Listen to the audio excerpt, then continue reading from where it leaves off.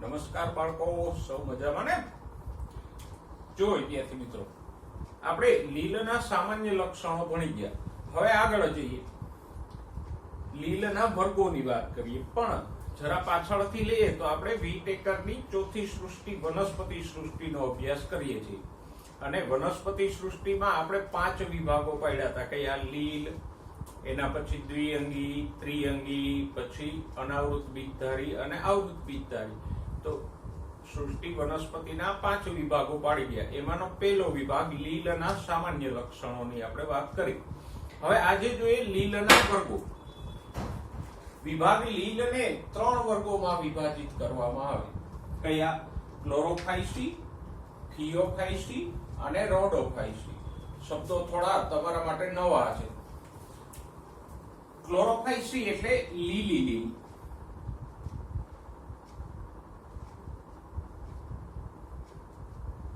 કે હરિત લીલ.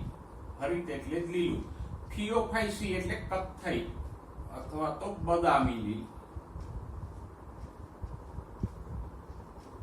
અને રોડોફાઇસી એટલે રાતી લીલ.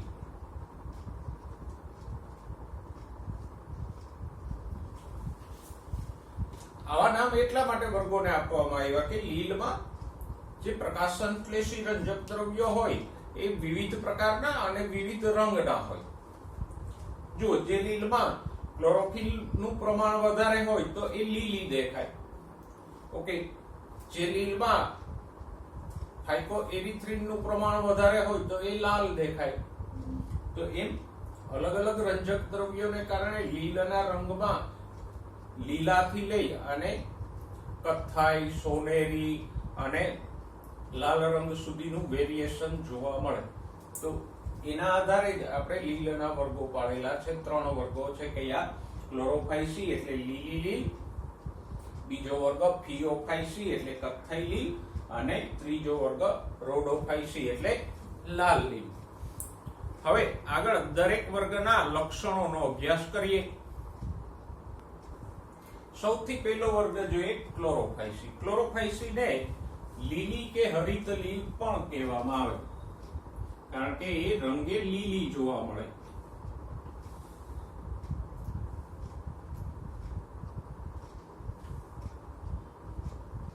હરિત એટલે પણ લીલો.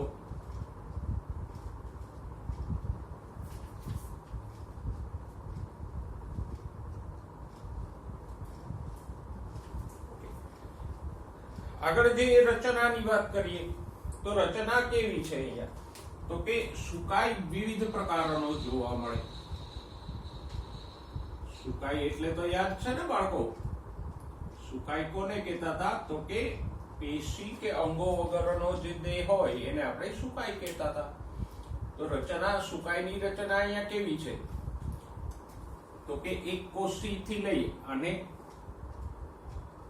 જટિલ પ્રકારની રચના છે.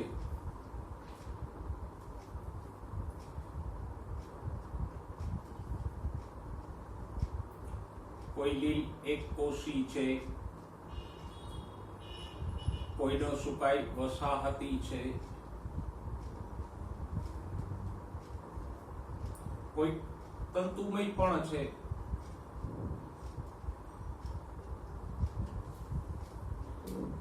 જો ઉદાહરણો ખાસ યાદ રાખજો. અહીંયા એક કોષી લીલ કઈ છે? તો કે ક્લેમિડોમોનાસ એક કોષીય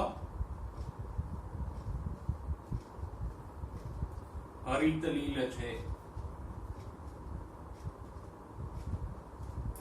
વસાહતી લીલ કઈ છે? તો કે વોલવોક્સ એક કોષીય હરિત લીલ છે. અને તંતુમય કઈ છે? તો કે સ્પાયરોગાયરા અને યુલોથ્રિક્સ.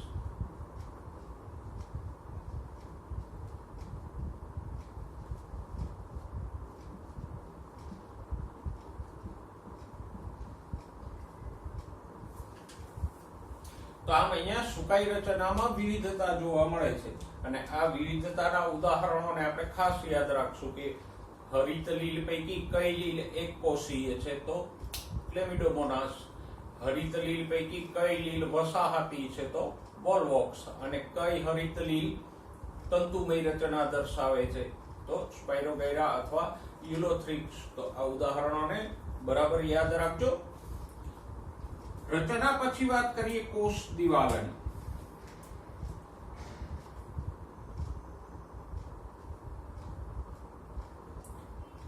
લીલ વનસ્પતિ છે એટલે એના કોષો ફરતે કોષ દિવાલ આવેલી હશે.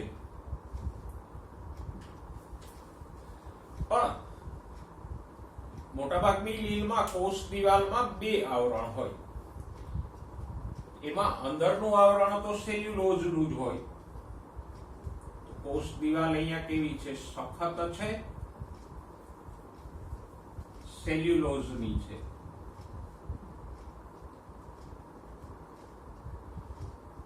પણ કોષ દિવાલનું બહારનું આવરણ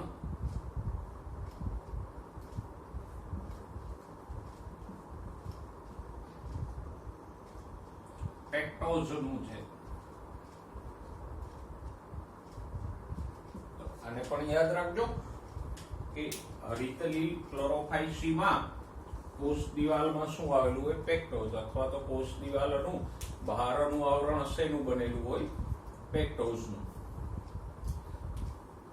ઓકે, નેક્સ્ટ રંજક દ્રવ્યોની વાત કરીએ. હવે સ્વયંપોષી છે, પ્રકાશ સંશ્લેષણ કરે છે, એટલે પ્રકાશ સંશ્લેષણ કરવા માટેના રંજક દ્રવ્યો અહીંયા આવેલા જ હશે.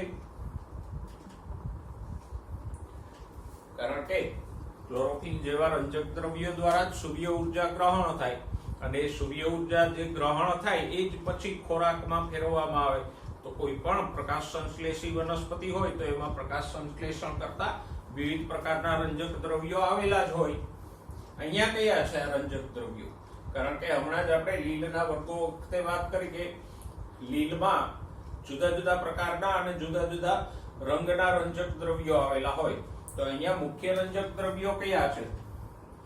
તો કે મુખ્યત્વે અહીંયા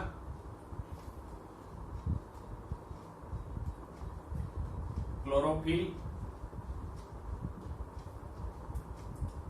એ અને બી આવેલા છે. ક્લોરોફિલ અલગ અલગ જેટલા 10 પ્રકારના મળી આવે સજીવ સૃષ્ટિમાં. એ પૈકી અહીંયા કયા રંજક દ્રવ્યો છે? તો કે ક્લોરોફિલ એ અને બી બંને લીલા રંગના જ છે. અને ક્લોરોફિલ એ અને બી નું વધુ પ્રમાણ છે એટલે જ આ લીલા રંગની દેખાય છે. ઓકે, રંજક દ્રવ્યો ક્યાં હોય? તો કે હરિત કણ નામની અંગિકામાં આવેલા હોય.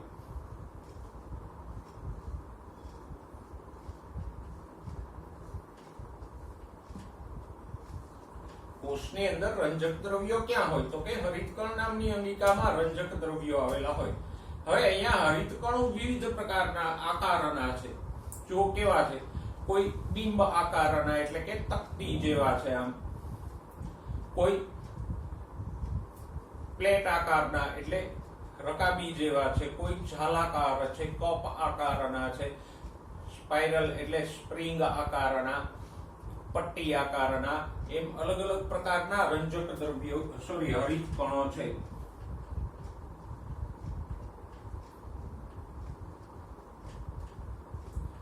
બિંબ આકાર, તકતી આકાર,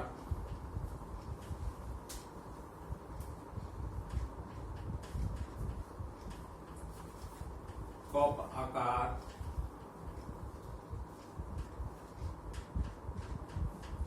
પટ્ટી આકારના,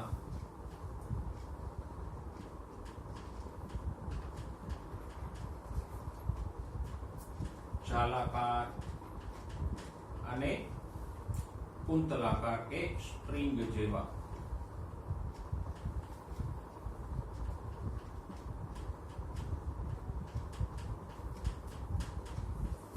હવે બધા આકારના હરિતકણો એક જ લીલમાં ન હોય, અલગ અલગ લીલમાં અલગ અલગ હોય.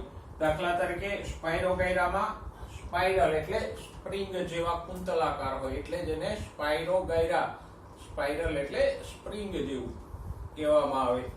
પછી ક્લેમિડોમોનાસમાં કપ આકારના હોય.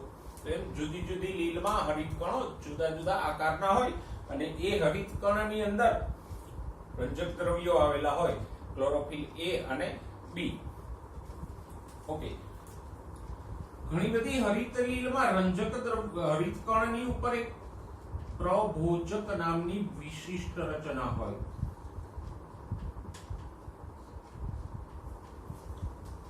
ઘણી હરિત લીલમાં હરિત કણની ઉપર આવી પ્રભોજક નામની વિશિષ્ટ અંગિકા આવેલી હોય. પ્રભોજક શું છે? તો કે હરિત કણ પર આવેલી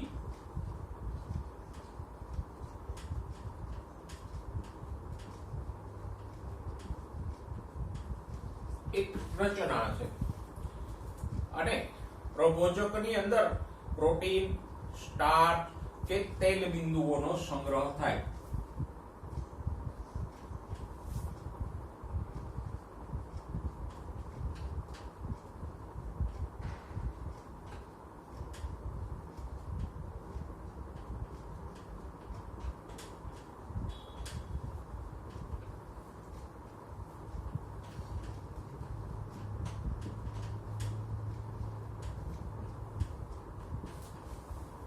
તો આ પણ હરિત લીલની એક વિશેષતા છે કે એમાં પ્રભોજક આવેલું હોય અને પ્રભોજક શું કરે? પ્રોટીન, સ્ટાર્ચ કે તેલ બિંદુનો સંગ્રહ કરે. બીજી કોઈ લીલમાં આવી પ્રભોજક જેવી રચના જોવા મળશે નહીં. ઓકે,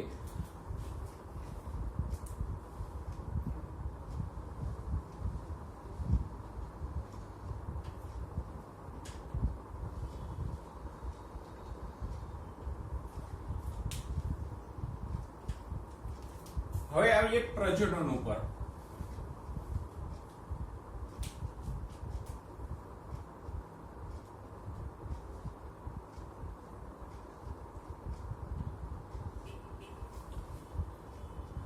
તો એઝ ઇટ ઇઝ આપણે લીલના સામાન્ય લક્ષણોમાં ભણ્યા અને ફૂગની અંદર ભણ્યા એમ પ્રજનન એ જ 3 પ્રકારોનું જોવા મળશે. કે આ 3 પ્રકારનું? તો કે એક વાનસ્પતિક પ્રજનન,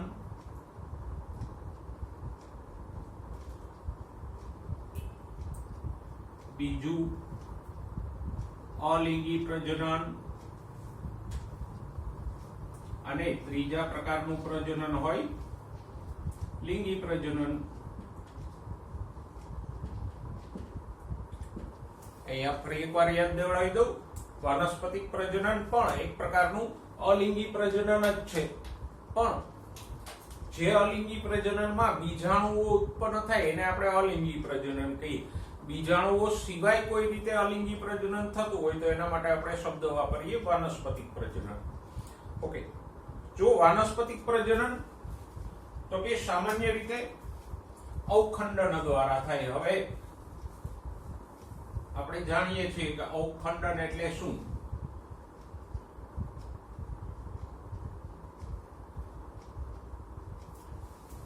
ટુકડા થવા.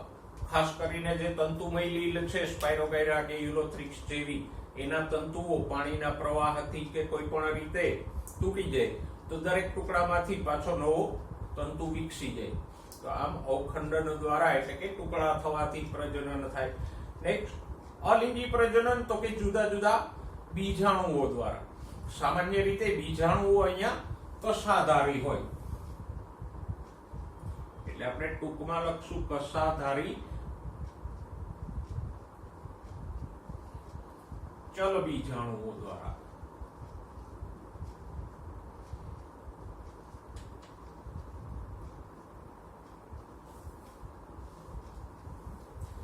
કશાઓ છે એ એક ચાબુક જેવી રચના હોય. ઉદાહરણ તરીકે આ લીલનો કોષ છે તો એની ઉપર આમ ચાબુક જેવી કશાઓ આવેલી હોય. દાંત યુગ્લિનામાં આપણે ભણી ગયા બીજા ચેપ્ટરમાં કશા, બરાબર. ડાયનોફ્લેજેલેટ્સમાં 2 કશાઓ ભણી ગયા. તો આવી કશાઓ હોય અને કશાની મદદથી પાણીમાં પ્રચલન કરે એટલે જ આપણે શું કીધું? ચલ બીજાણુઓ દ્વારા. ઓકે, પછી આ બીજાણુ અંકુરણ પામી અને નવો સુકાઈ બનાવી દે. લિંગી પ્રજનનની વાત કરીએ તો કે લિંગી પ્રજનન વિવિધ પ્રકારે થાય. આગળ આપણે 3 પ્રકારો ભણી ગયા લિંગી પ્રજનનના. કયા હતા 3? તો કે નંબર 1 સમજન્યુક, નંબર 2 અસમજન્યુક,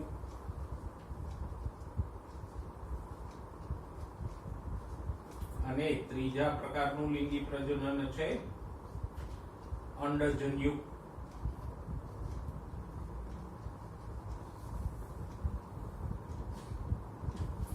સમજન્યુક કોને કહીએ? તો કે જ્યાં નરજન્યુ અને માદાજન્યુ કદ આકારમાં સરખા હોય તો એને આપણે સમજન્યુક કહીએ.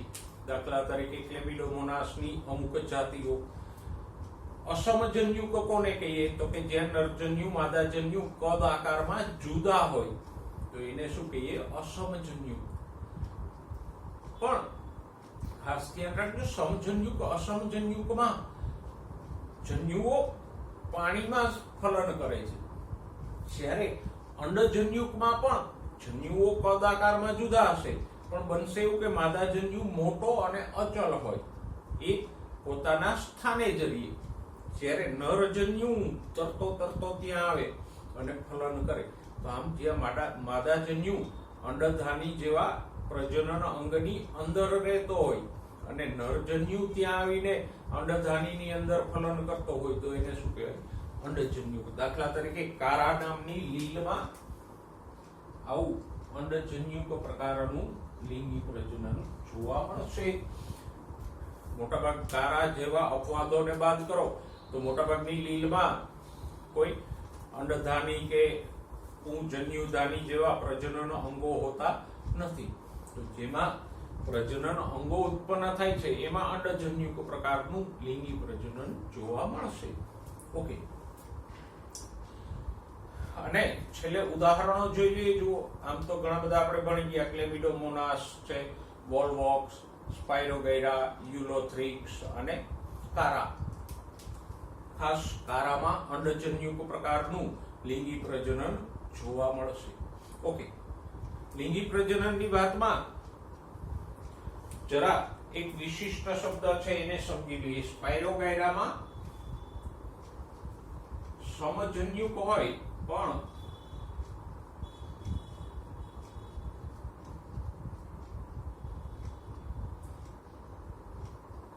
સંયુગ્મ નથી થાય.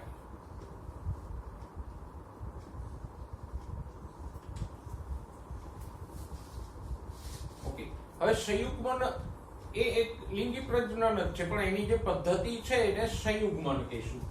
કેવી રીતે થાય? તો જો, લીથામાં પણ મેં તમને આકૃતિ આપેલી છે. આમ સ્પાયરોગૈરા જે તંતુમય છે, તો તંતુમાં 1 2 3 4 5 6 ઘણા બધા કોષો આવેલા હોય. તો સ્પાયરોગૈરાના આવા બે તંતુઓ એકબીજાની નજીક આવે. આમ સ્પાયરોગૈરાના આ બે તંતુઓ એકબીજાની નજીક ગોઠવાય. એક તંતુની અંદર કોઈ કોષમાંથી નરજન્યુ ઉત્પન્ન થાય, બીજા તંતુમાં એવો જ આકારમાં માદાજન્યુ ઉત્પન્ન થાય. બે તંતુઓની વચ્ચે આમ થોડોક ભાગ લંબાય અને આ ભાગો લંબાતા એકબીજા સાથે જોડાઈ જાય. બરાબર? તો આ વચ્ચે જે નલિકા બની એને શું કહેવાય? સંયુગ્મન નલિકા. અને પછી આ સંયુગ્મન નલિકા દ્વારા એક કોષનો નરજન્યુ બીજા કોષના માદાજન્યુ સાથે ફલન કરે. તો આમ આવી એક નલિકા દ્વારા બે વચ્ચે જોડાણ થાય એને શું કહેવાય? સંયુગ્મન. પેરામિશિયમ નામના પ્રજીવમાં પણ આમ સંયુગ્મનથી લિંગી પ્રજનન થતું. તો સંયુગ્મનથી લિંગી પ્રજનન બે સજીવોમાં જોવા મળે, પેરામિશિયમ અને સ્પાયરોગૈરા. તમને જરા ટ્વિસ્ટ કરીને એમ પણ પૂછી શકે કે કોષ દિવાલ ધરાવતો સ્વયંપોષી અને સંયુગ્મનથી લિંગી પ્રજનન દર્શાવતો સજીવ કયો છે? તો સ્પાઇરોગાયરા. એમ પૂછે કે કોષ દિવાલ વિહીન વિષમપોષી અને સંયુગ્મ નથી લિંગી પ્રજનન દર્શાવતો સજીવ કયો છે? તો જવાબ આવશે પેરામીશિયમ. તો હવે આપણે ક્લોરોફાઇસીના લક્ષણો જોયા. ફરી એકવાર જરા એની ઉપર નજર કરી લઈએ. ક્લોરોફાઇસી, ક્લોરો એટલે લીલો, લેટિનમાં ક્લોરો એટલે લીલો રંગ, તો એને લીલી કે હરિત લીલ પણ કહેવાય. રચના કેવી છે? તો કે ઓબ્વિયસલી સુકાઈ સ્વરૂપની છે. એમાં મૂળ પ્રકાંડ પર્ણ જેવા અંગો કે પેશીઓ આવેલી નથી. સુકાઈઓ કેવા છે? વિવિધ પ્રકારના છે. ક્લેમિડોમોનાસમાં એક કોષી, વોલ્વોક્સમાં વસાહતી સુકાઈ છે, સ્પાઇરોગાયરા અને યુલોથ્રિક્સમાં તંતુમય સુકાઈ છે. એક કોષ દિવાલ સેલ્યુલોઝની છે, પણ બહારનું આવરણ પેક્ટોઝનું બનેલું છે. મુખ્ય રંજક દ્રવ્યો કયા છે? ક્લોરોફિલ એ અને ક્લોરોફિલ બી, કે જે લીલા રંગના છે અને માટે જ આ લીલ ઘાસ જેવી લીલી દેખાય અને એટલે જ વર્ગને આપણે નામ આપ્યું ક્લોરોફાઇસી. નેક્સ્ટ, હરિતકણો વિવિધ આકારના છે. બિંબ આકાર, તકતી આકાર, પટ્ટી આકાર, કપ આકારના, જાલાકાર, કુંતલાકાર એટલે સ્પ્રિંગ જેવા. અને ખાસ હરિતકણો પર પ્રભોજક નામની રચના આવેલી હોય અને આ પ્રભોજક જે પીળાશ પડતી રચના છે એનું કામ શું છે? તો કે પ્રોટીન, સ્ટાર્ચ કે તૈલ બિંદુનો સંગ્રહ કરે. પ્રજનનની વાત કરીએ તો પ્રજનન એઝ ઇટ ઇઝ જે લીલના સામાન્ય લક્ષણોમાં અને ફૂગમાં ભણ્યા એ જ છે. મુખ્ય 3 પ્રકારનું. કયા 3 પ્રકારનું? વાનસ્પતિક, અલિંગી અને લિંગી પ્રજનન છે. લિંગી પ્રજનન 3 પ્રકારનું છે. કયું? સમજન્યુક, અસમજન્યુક અને અંડજન્યુક. એમાંય સ્પાઇરોગાયરામાં કેવી રીતે થાય છે? સંયુગ્મ નથી, આમ થાય છે. કારા જેવી લીલમાં અંડજન્યુક પ્રકારનું હોય. ઉદાહરણો આપણે લગભગ અહીંયા પણ જગ્યાએ જ આપ્યા છે. ક્લેમિડોમોનાસ, વોલ્વોક્સ, સ્પાઇરોગાયરા, યુલોથ્રિક્સ, વધારામાં એક આપ્યું છે કારા. તો જે કઈ લક્ષણો મેં અંડરલાઈન કર્યા છે એટલા ખાસ યાદ રાખજો આ વર્ગમાંથી. ઓકે, હવે જોઈએ બીજો વર્ગ ફિયોફાઇસી. ફિયોફાઇસીને બદામી કે કથ્થઈ લીલ પણ કહેવામાં આવે, કારણ કે એનો રંગ બદામી જેવો હોય છે. અને ખાસ ધ્યાન રાખજો, ફિયોફાઇસીની મોટાભાગની પ્રજાતિઓ દરિયાઈ છે. મીઠા પાણીમાં અપવાદ સિવાય જોવા મળતી નથી. એટલે નિવાસસ્થાનની દ્રષ્ટિએ આ લીલ કેવી છે? દરિયાઈ. ક્લોરોફાઇસીમાં બંને સ્વરૂપો હતા. દરિયાઈ સ્વરૂપો પણ છે અને મીઠા પાણીના સ્વરૂપો પણ છે. રચના બટ ઓબ્વિયસ સુકાઈ સ્વાભાવિક રીતે જ છે. સુકાઈ અહીંયા કેવા છે? તો કે ઘણામાં તંતુમય અને શાખિત સુકાઈઓ છે. દાખલા તરીકે એક્ટોકાર્પસ કેવી હોય? તો કે આમ કોઈ આધાર સાથે જોડાયેલી હોય અને આ રીતે ઘણી બધી શાખાઓ વાળો એકદમ માઇક્રોસ્કોપિક સુકાઈ જોવા મળે. આ શાખાઓ આપણે માઇક્રોસ્કોપની મદદથી જ જોઈ શકીએ એમ સૂક્ષ્મ છે, સ્પાઇરોગાયરા જેવો. તો આવો માઇક્રોસ્કોપિક અને શાખિત સુકાઈ શેમાં જોવા મળે? એક્ટોકાર્પસમાં. ઘણી બધી લીલ વિશાળ સુકાઈઓ ધરાવે. દાખલા તરીકે ફ્યુકસ કે લેમિનારિયા, મેક્રોસિસ્ટિસ. લેમિનારિયા જેવામાં તો 100 મીટર કે એનાથી મોટા સુકાઈઓ હોય. અને જ્યારે આવા મોટા સુકાઈઓ હોય તો ઘણા બધામાં અલગ અલગ ભાગો જોવા મળે. કયા અલગ ભાગો જોવા મળે? તો કે લીલના સુકાઈને આધાર સાથે જોડી રાખતો એક ભાગ હોય, એને કહેવાય દઢગ્રહ.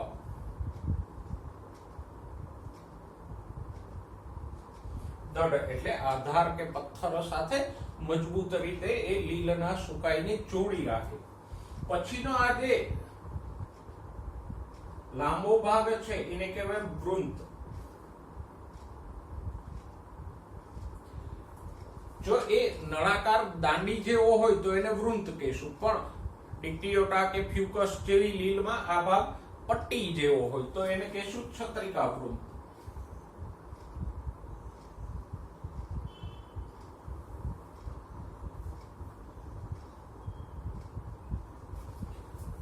અને ઉપરનો ભાગ પર્ણ જેવો હોય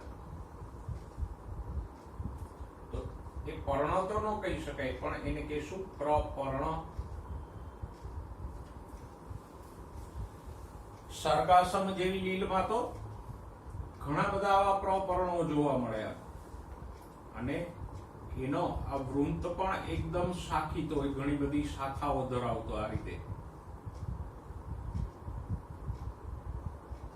અને એની ઉપર આવા અનેક પ્રપર્ણો જોવા મળે. એટલે દૂરથી જોઈએ તો આપણને જાણે કોઈ સપુષ્પ વનસ્પતિનો છોડ હોય એવું જ દેખાય, પણ આ પર્ણો જેવી રચના કોઈ પેશીઓ કે ધરાવતી નથી, એટલે આપણે એને પર્ણ ન ગણી શકીએ, એને આપણે કહીશું પ્રપર્ણ.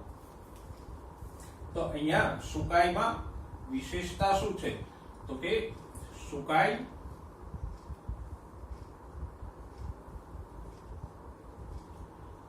દડગ્રહ કે જે ખડક સાથે જોડી રાખતો ભાગ છે, વૃંત કે છત્રિકા વૃંત, ફરી એકવાર યાદ રાખી લો, આ ભાગ દાંડી જેવો હોય તો વૃંત કહેવાય, અને પટ્ટી જેવો હોય તો છત્રિકા વૃંત કહીશું. અને પ્રપર્ણ જેવા ભાગો ધરાવે,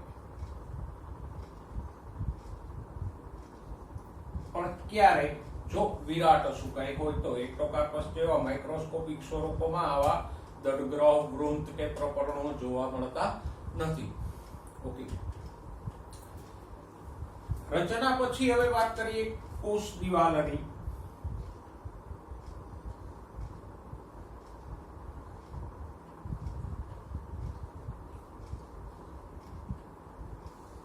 તો અહીંયા પણ કોષ દિવાલ તો સેલ્યુલોઝની છે, પણ ખાસ બહારનું આવરણ અહીંયા શેનું છે અંડરલાઈન કરજો, આલ્જીનનું.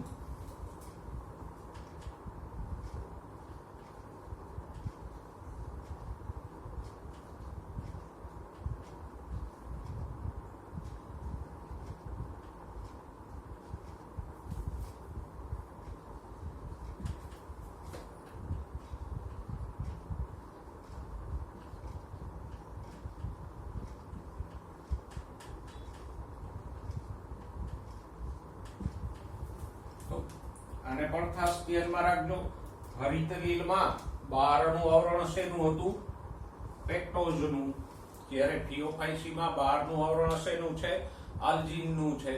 તો એ પણ મહત્વપૂર્ણ બાબત છે જેને યાદ રાખજો. એના પછી વાત કરીએ રંજક દ્રવ્યોની. ઓકે, વચ્ચે એક વાત કહ્યું કે આ આલ્જીન, પેક્ટોઝ કે આગળ આપણે જોઈશું કે પેક્ટિન જેવા આવરણો હોય એને કારણે આ લીલ એકદમ ચિકાસયુક્ત હોય, અને શેવાળનો કે લીલનો આપણને દરેકને અનુભવ છે, એમાં પગ મૂકીએ તો લપસી પડીએ. તો એ લપસી પડીએ એવી ચિકાસનું કારણ શું છે તો કે કોષ દિવાલની ફરતે આવેલું આ બહારનું આવરણ. હવે મહત્વની વાત, રંજક દ્રવ્યો.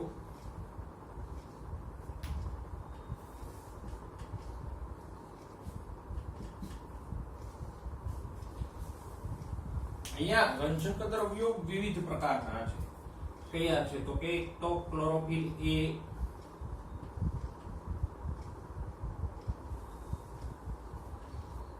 પછી ક્લોરોફિલ સી, ઝેન્થોફિલ,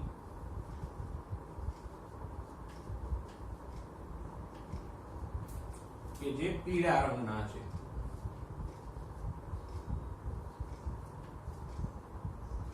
અને કેરોટીનોઇડ્સ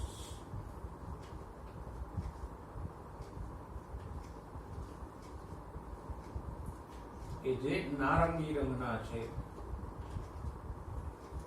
આમ પણ કેરોટ એટલે ગાજર, ગાજરમાં પણ કેરોટીન હોય, અહીંયા પણ છે. તો ઓબ્વિયસલી ગાજરના રંગ જેવો જ કેરોટીનોઇડ્સ નો રંગ કેવો હોય? નારંગી રંગ. અને એટલે જ આ લીલમાં રંગનું વેરિએશન આવે છે, વિવિધતા. જુઓ, જે લીલમાં ક્લોરોફિલ એ કે સી નું પ્રમાણ વધારે હોય, ઝેન્થોફિલ નું ઓછું હોય, એ કેવી દેખાશે? ઓલિવ ગ્રીન, એટલે પીળાશ પડતી લીલી. ઘેરો પીળાશ પડતો લીલો રંગ હશે, ઓલિવ ગ્રીન.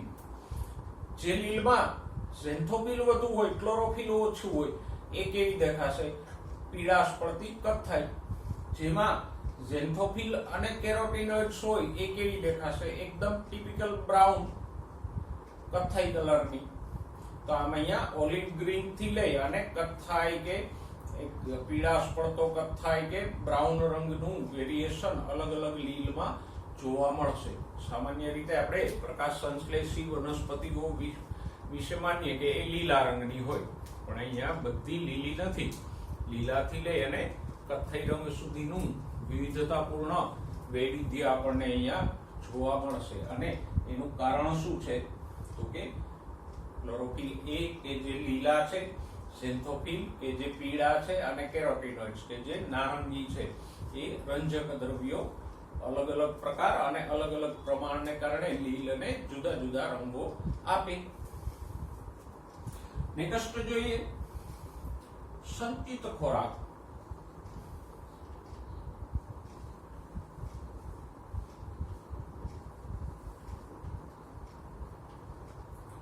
સંચિત એટલે સંગ્રહિત ખોરાક.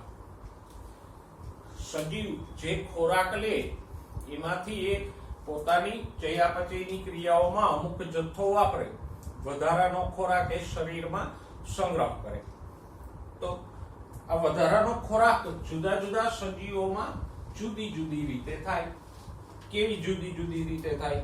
જરા વિસ્તારથી જોઈ લઈએ તો કે પ્રાણીઓમાં ખોરાકનો સંગ્રહ કયા સ્વરૂપે થાય? ચરબી સ્વરૂપે. વધારાનો ખોરાક ચરબી સ્વરૂપે સંગ્રહાય. મોટાભાગની વનસ્પતિઓમાં તો કે સ્ટાર્ચ સ્વરૂપે સંગ્રહાય.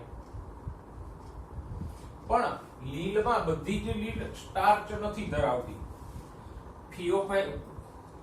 ક્લોરોફાઇસી સ્ટાર્ચ સ્વરૂપે સંગ્રહ કરશે ખોરાકનો, પણ ફિયોફાઇસી, રોડોફાઇસીમાં કાર્બોદિતના સ્વરૂપો અલગ હશે. કયા? તો કે અહીંયા સંચિત ખોરાક તરીકે ઘણી લીલમાં લેમિનારિન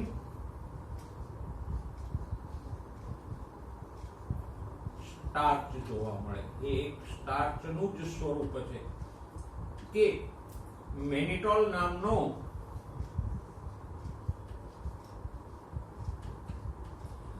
ગ્લુકોઝનો વ્યુત્પન્ન જોવા મળે. મેનિટોલ મોનોસેકેરાઇડ છે અને એ ગ્લુકોઝનો વ્યુત્પન્ન છે. ગ્લુકોઝમાં 12 કાર્બન હોય, મેનિટોલમાં 12 હાઇડ્રોજન હોય. ગ્લુકોઝમાં, મેનિટોલમાં 14 હાઇડ્રોજન હશે. તો લેમિનારિન કે જે સ્ટાર્ચનું સ્વરૂપ છે અને મેનિટોલ કે જે મોનોસેકેરાઇડ છે, એ સંગ્રહિત ખોરાક સ્વરૂપે જોવા મળે.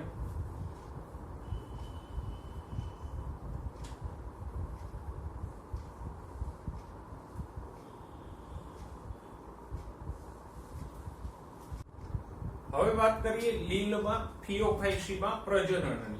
તો પ્રજનન એઝ ઇટ ઇઝ જે આગળ ભણ્યા એ જ પ્રમાણે છે. 3 પ્રકારનું પ્રજનન: વાનસ્પતિક, અલિંગી અને લિંગી પ્રજનન.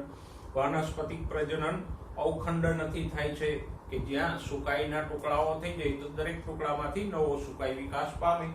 અલિંગી પ્રજનન ચલ બીજાણુઓ દ્વારા જ છે, જેમ ક્લોરોફાઇસીમાં હતું એવું જ, પણ બીજાણુઓની રચના અહીંયા થોડી અલગ છે. જો ક્લોરોફાઇસીમાં બીજાણુઓ કેવા હતા? તો કે આ રીતે હતા. આપણે એક બીજાણુ દોરી હતા. આમ 2 કશાઓ હતી, પણ કશાઓ 2 સરખી અને બીજાણુના અગ્રભાગે હતી, આગળથી હતી. જ્યારે અહીંયા બીજાણુઓ કેવા છે? નાશપતિ આકારના. આમ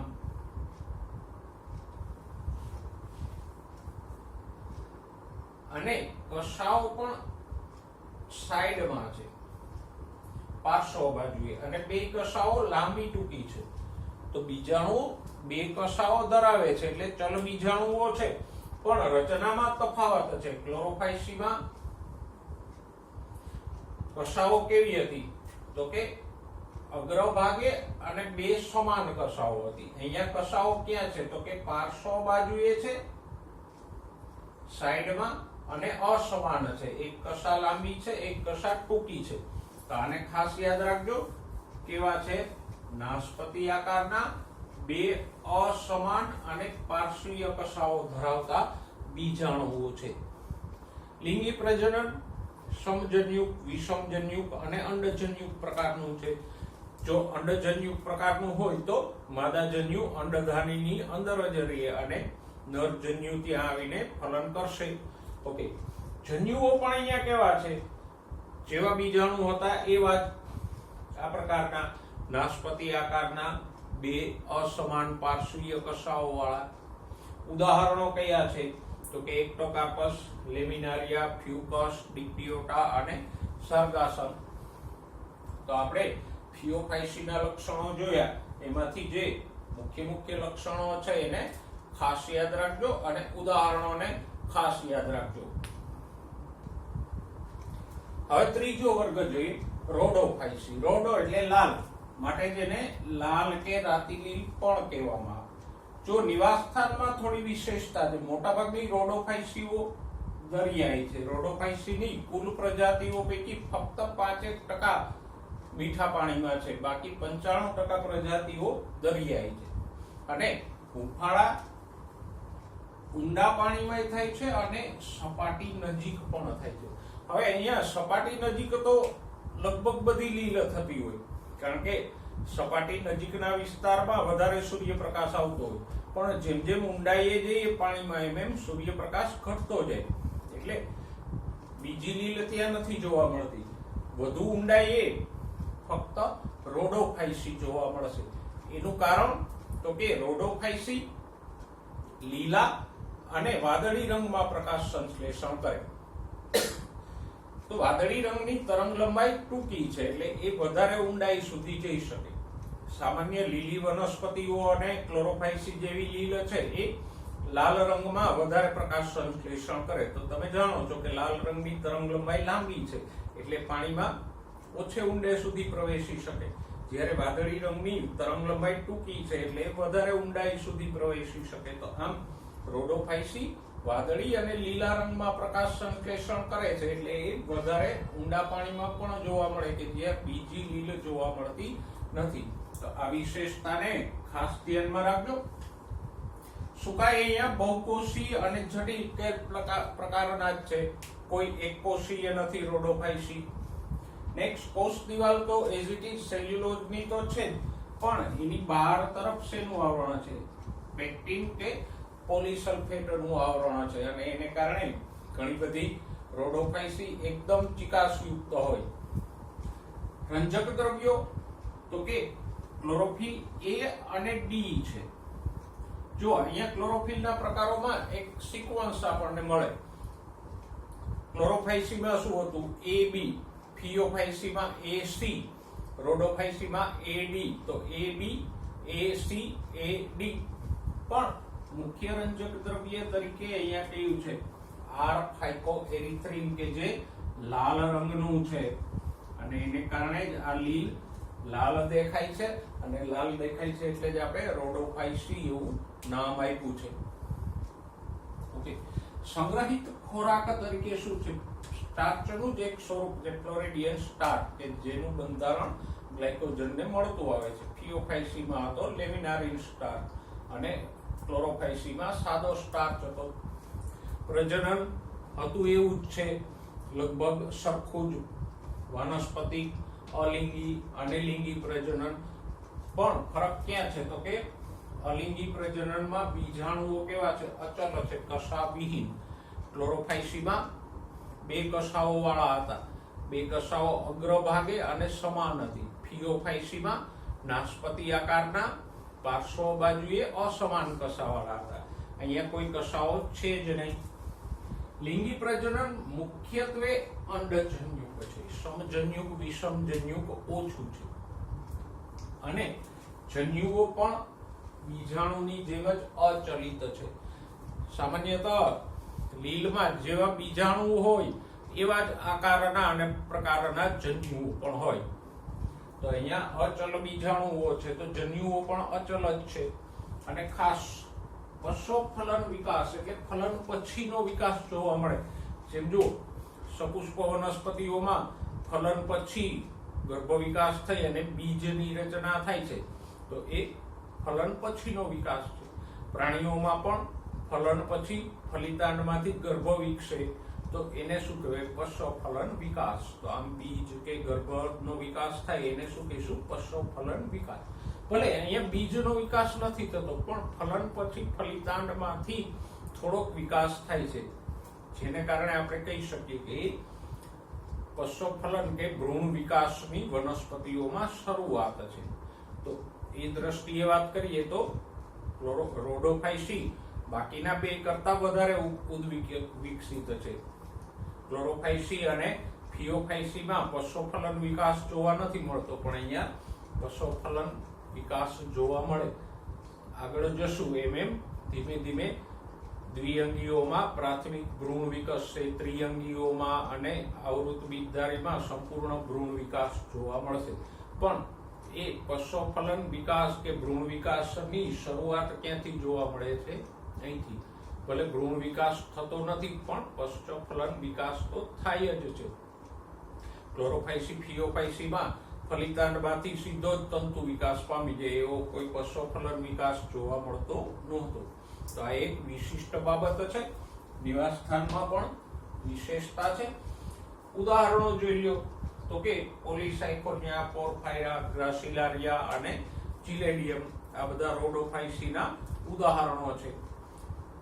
ઓકે, આપણે લીલના 3 વર્ગોની ચર્ચા કરી.